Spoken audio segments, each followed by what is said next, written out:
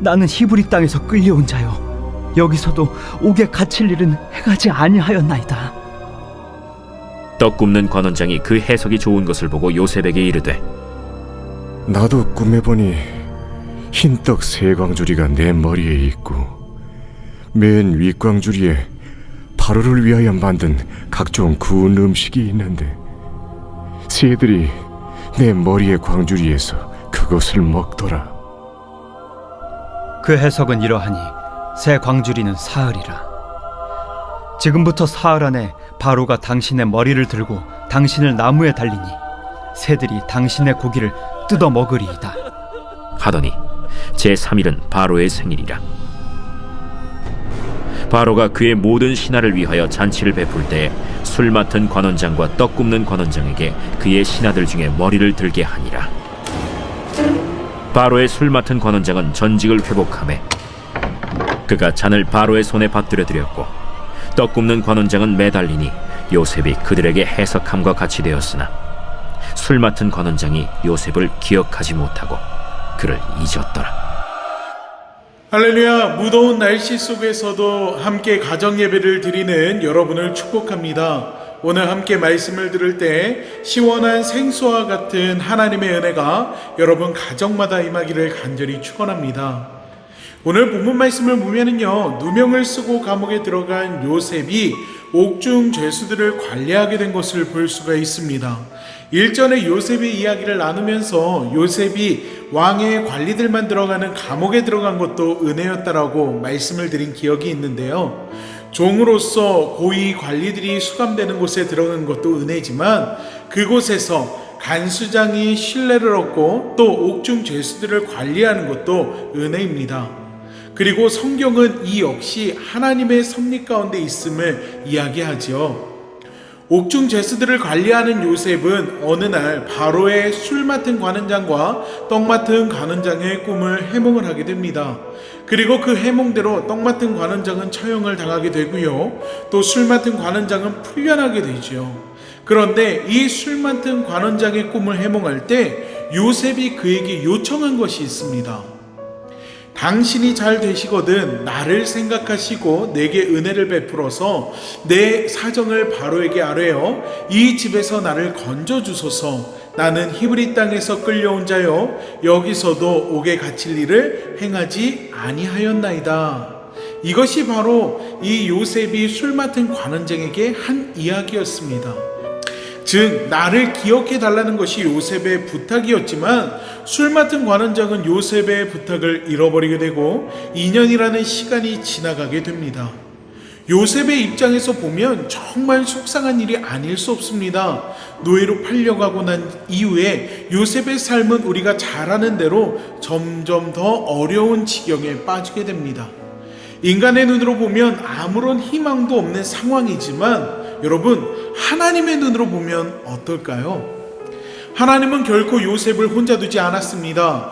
요셉이 원망하고 절망 가운데 빠져 있어도 전혀 이상하지 않을 상황이지만 하나님은 요셉과 함께 하셨습니다. 형들의 시기와 질투로 애굽의 종으로 팔려갔을 때도, 그가 보디발 장군의 집에서 가정 총무가 되었을 때도, 또 하나님 앞에 범죄할 수 없다라는 믿음의 결단으로 감옥에 가게 되었을 때도, 술 맡은 관원장이 자신을 잊어버린 때도 하나님은 요셉과 함께 하셨습니다. 제가 설교를 하면서 자주 드는 예화가 있습니다. 바로 자동차의 백밀러입니다. 여러분, 차에는요 거울이 3개가 있습니다. 그리고 이 모든 거울이 어디를 향해 있는지 아십니까? 모두 뒤를 향해 있습니다. 차량은 앞으로 향해 가지만 거울이 모두 뒤를 향해 있는 이유는요, 뒤를 살펴봐야 안전하기 때문입니다. 우리의 인생도 마찬가지입니다. 정신없이 앞만 보며 살아가다 보면은요, 인생의 어려움들을 마주하게 될 때가 있습니다. 그리고 앞만 보고 그 문제만 생각하면 우리는 넘어질 수밖에 없습니다. 하지만 우리의 인생을 돌아보면 어떻습니까? 숨도 쉴 수 없을 만큼 힘든 문제였고 막막한 상황이었다 할지라도 언제 지나갔는지 지나가고 해결된 일들을 발견할 수 있습니다. 그리고 그 안에는 역사하시는 하나님의 모습도 함께하고 있음을 우리가 알 수 있지요. 요셉도 마찬가지입니다. 술 맡은 관원장이 자신을 잃어버리고 2년이라는 시간이 지나면서 느꼈을 감정은 절망이고 두려움이었을 것입니다. 하지만 그럼에도 요셉이 하나님을 원망하지 않고 끝까지 의지할 수 있었던 것은 자신과 함께하는 하나님을 그 삶에서 느꼈기 때문입니다. 사랑하는 믿음의 성도 여러분, 여러분의 삶에도 이러한 어려움이 있습니까? 예상하지 못했던 코로나 시국과 경제적 어려움, 연일 신기록을 써가는 시대적 환경들이 어떻게 보면 우리를 절망과 좌절로 이끌어가는 것 같습니다.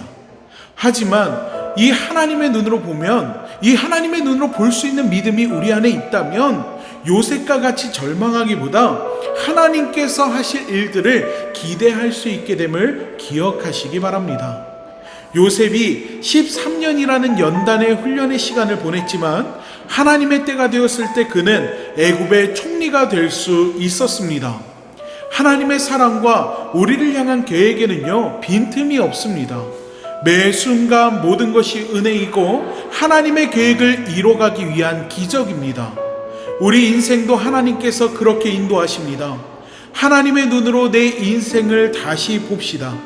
숨겨진 곳곳마다 하나님의 사랑과 은혜로 가득하게 됨을 발견하게 될 것입니다.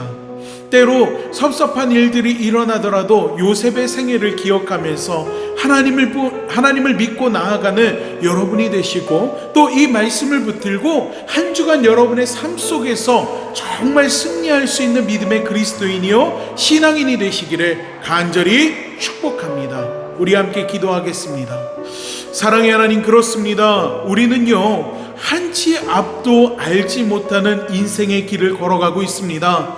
하지만 이 인생의 길을 걸어갈 때 우리가 쓰러지고 넘어지고 좌절하지 않으면 하나님께서 우리의 인도자가 되어주시고 하나님께서 우리와 함께하고 계시기 때문임을 하나님 고백합니다. 오늘 함께 예배를 드리는 우리 믿음의 성도님들, 주님께서 붙들어 주시고 은혜를 베풀어 주시며 앞서가시며 그 인생의 길을 인도하여 주시사 그 삶 속에서 역사하시는 하나님의 은혜를 늘 경험하게 하여 주시고, 하나님께서 그 삶 속에서 늘 함께하고 계심을 기억하며 믿음으로 승리할 수 있도록 주님 도와주시옵소서. 현실 가운데, 상황 가운데, 문제 앞에서 하나님 절망하고 좌절하지 아니하도록 하나님께서 우리의 삶을 붙들어 주시고 요셉과 같이 우리 인생 가운데 큰 일을 행하신다라는 것을 우리가 늘 기억하며 나아갈 수 있는 담대한 믿음이 오늘 이 시간 우리 안에 자리 잡을 수 있도록 함께하여 주시옵소서. 주님께서 오늘 저희 가운데 크고 놀라운 일들을 행하여 주실 것을 믿사오며 예수님의 이름으로 기도하옵나이다. 아멘.